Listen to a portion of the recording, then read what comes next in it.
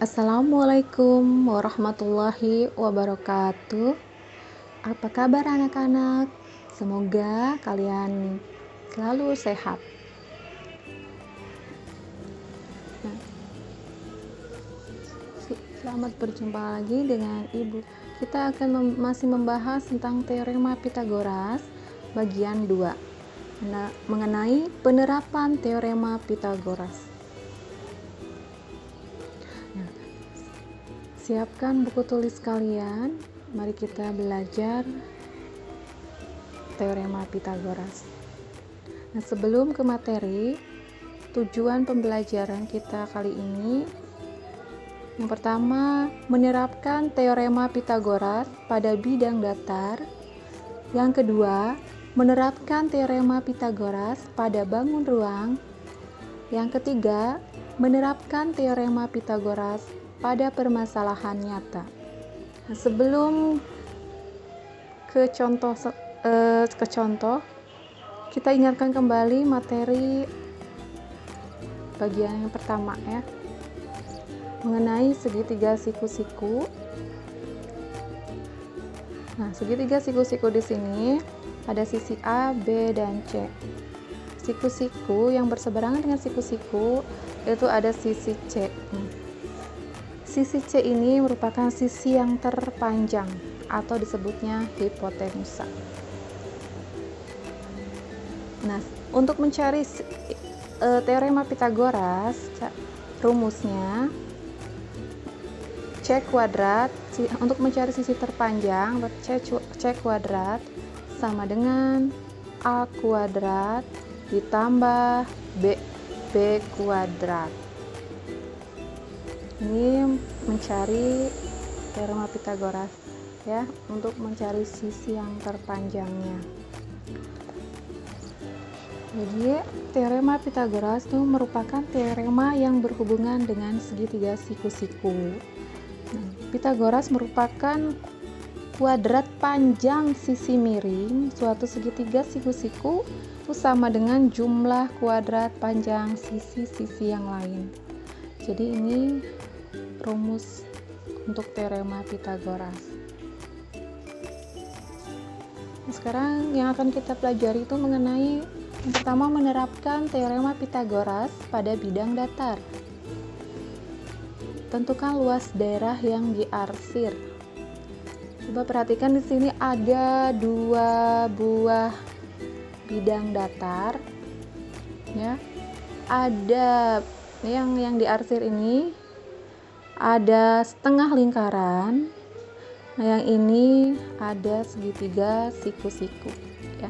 Jadi ada dua buah bidang datar. Nah, sekarang yang ditanyakannya itu tentukan luas daerah yang diarsir. Berarti yang kita cari itu yang setengah lingkaran ini ya, luas setengah lingkaran ini. Nah, caranya coba perhatikan, lingkaran ini sudah diketahui belum? Ada angkanya sudah diketahui belum kan ya? Nah, karena belum diketahui ya berapa jari-jarinya ya, jadi harus dicari dulu nih segitiga siku-sikunya ya dengan teorema Pythagoras. Nah, caranya segitiga siku-siku ini sisi yang tegak ini belum diketahui ya. Ini ditanyakan, berarti ini yang ditanyakan ya. Caranya, nah dimisalkan sisi tegak ini ya dilambangkan dengan X, sisi tegaknya dilambangkan dengan X. Berarti kita akan mencari X ya ini. Nah, jadi I sama dengan, langsung saja boleh ya, akar 20 kuadrat diperoleh dari sini, sisi yang terpanjang dikurangi ini 16 kuadrat. Selanjutnya di akar sama dengan ya, akar 20 kuadrat itu berarti 20 kali 20, hasilnya 400. dikurangi 16 kuadrat, 16 kali 16 hasilnya 256. Jadi sama dengan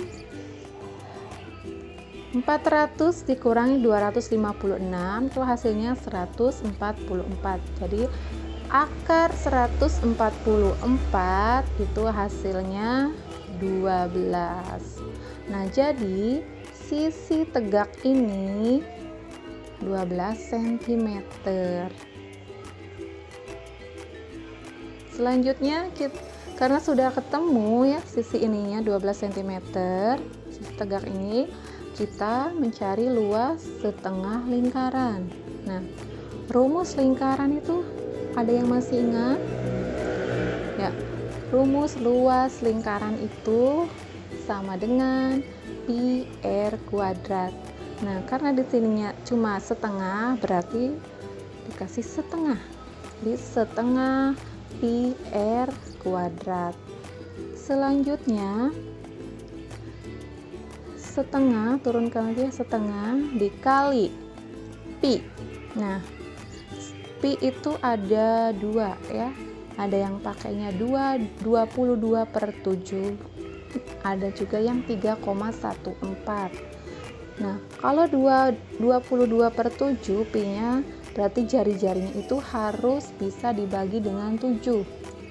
Kalau tidak bisa dibagi dengan 7, kita menggunakan pi nya itu 3,14. Sekarang perhatikan.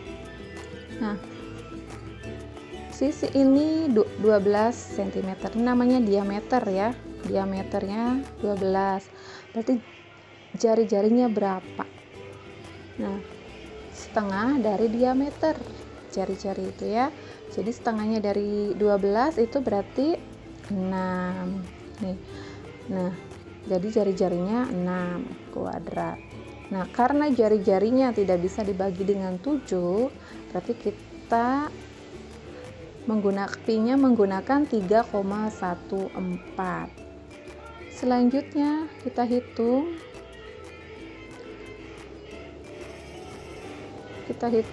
Setengah kali 3,14 dikali 6 kuadrat itu hasilnya 36 ya.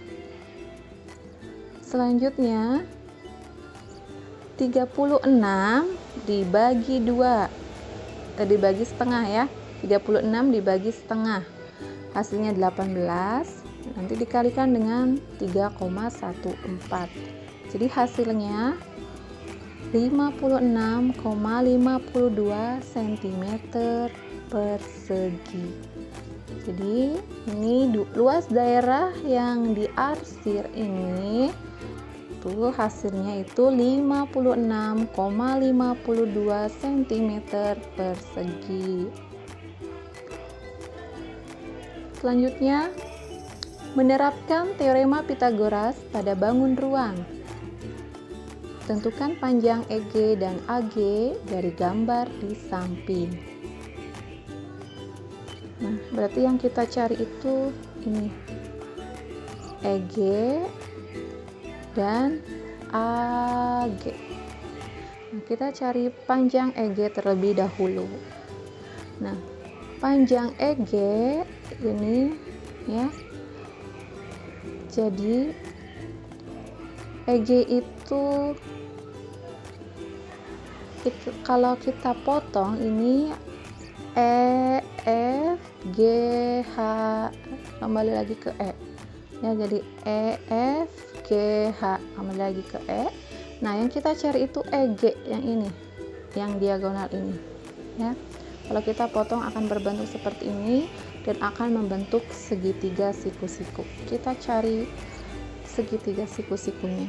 Nah, HG sudah ada 5 cm. EH atau FG itu sama ya, 5 cm. Jadi semuanya setiap sisinya itu 5 cm. Nah, selanjutnya untuk menentukan panjang EG, rumusnya EG kuadrat, berarti sisi yang terpanjang ya sama dengan EH kuadrat ditambah HG kuadrat. EH-nya itu ini ya, EH ini sama dengan ini, FG. EH itu sama dengan FG. Berarti EH-nya 5 kuadrat ditambah HG-nya 5 ya, kuadrat. Selanjutnya 5 kuadrat itu 5 kali 5 yaitu 25 ditambah 5 kuadrat 5 kali 5 hasilnya 25. Nah 25 ditambah 25 hasilnya 50. Jadi EG sama dengan akar dari 50. Akar 50 hasilnya ya, akar 50 itu hasilnya akar 25 dikali akar 2. Jadi akar 25 diakarkan lagi hasilnya 5. Nah akar 2 tidak bisa diakarkan ya, jadi masih tetap akar 2. Jadi panjang EG itu 5 akar 2. Selanjutnya kita menentukan panjang AG. Nah, panjang AG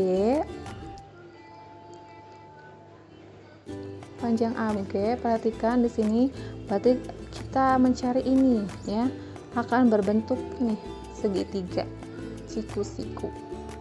Dia akan berbentuk seperti ini. Nah, untuk mencari AG ini, AG itu sisi yang terpanjang. Mencari sisi yang terpanjang, rumusnya AE kuadrat ditambah EG kuadrat. Jadi AG kuadrat, nah sama dengan AE-nya itu 10 ditambah EG-nya itu yang tadi itu ya, yang kita cari tadi itu 5 akar 2. Jadi kuadratkan. Jadi AG kuadrat sama dengan 10 kuadrat, itu berarti 10 kali 10 hasilnya 100 ditambah 5 akar 2 kuadrat hasilnya 50. Jadi 100 ditambah 50 itu 150. Jadi AG sama dengan kuadratnya pindah ke sini jadi akar. Di akar 150 itu akar 25 dikali akar 6. Akar 25 kita akarkan kembali, yaitu jadi 5. Nah, sedangkan akar 6 tidak bisa diakarkan ya. Jadi tetap akar 6. Jadi hasilnya panjang AG itu 5 akar 6. Selanjutnya, menerapkan teorema Pythagoras pada permasalahan nyata. Coba kalian perhatikan ya. Di sini ada kapal laut ya, kapal SAR patroli. Nah, ada penyelam ya, penyelamnya itu. Terus di sini ada kedalaman ya dari kapal ke dasar laut. Pertanyaannya di sini, seorang penyelam dari tim SAR mengaitkan dirinya pada tali sepanjang 25 meter untuk mencari sisa-sisa bangkai pesawat di dasar laut. Laut yang diselami itu memiliki kedalaman 20 meter dan dasarnya rata. Berapakah luas daerah yang mampu dijangkau oleh penyelam tersebut?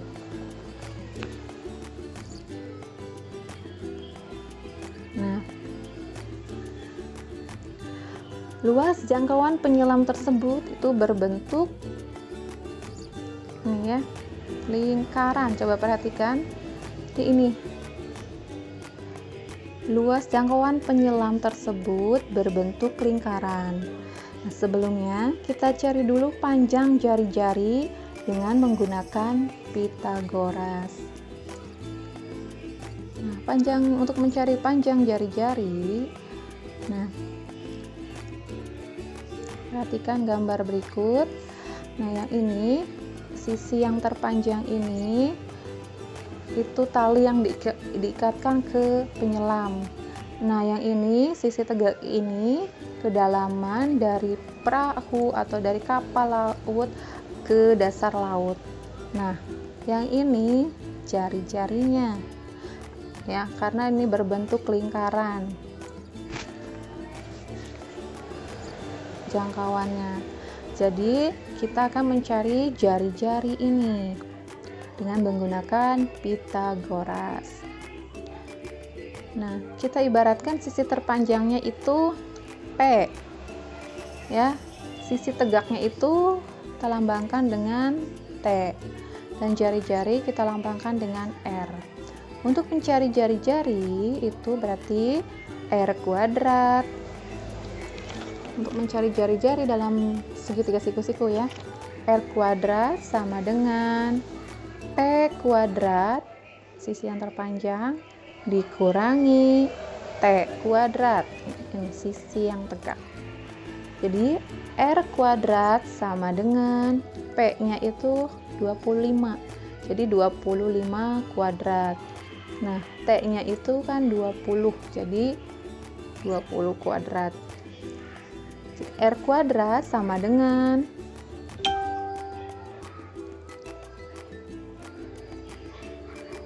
25 kuadrat itu sama dengan 25 kali 25, hasilnya 625, dikurangi 20 kuadrat itu 20 kali 20, hasilnya 400.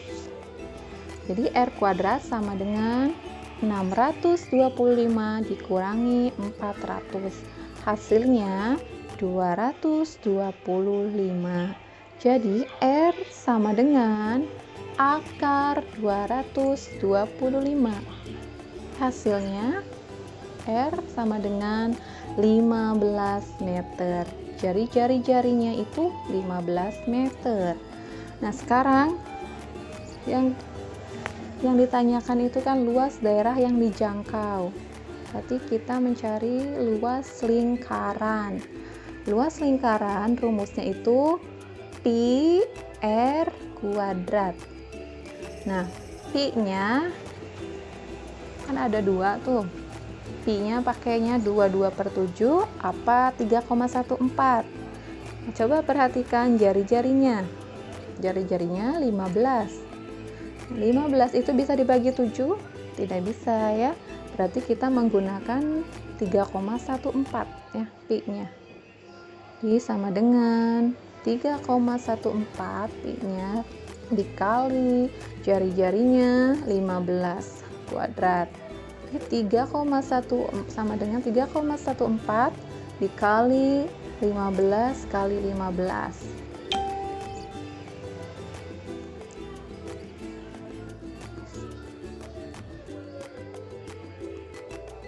Jadi 3,14 dikali 15 kali 15 hasilnya 225. Nah, hasilnya jadi 706,5 meter persegi. Jadi luas daerah yang mampu dijangkau oleh penyelam tersebut adalah 706,5 meter persegi.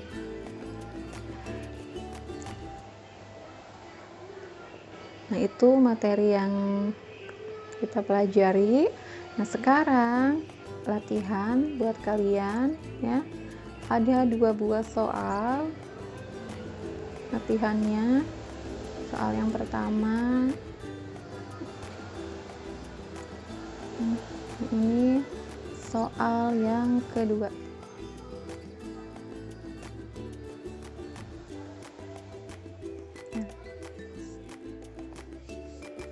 Silakan kalian kerjakan ya soal-soal tersebut. Nah, aku cukupkan sekian untuk bagian yang kedua. Nanti kita lanjut ke bagian yang ketiga. Selamat mengerjakan. Assalamualaikum warahmatullahi wabarakatuh.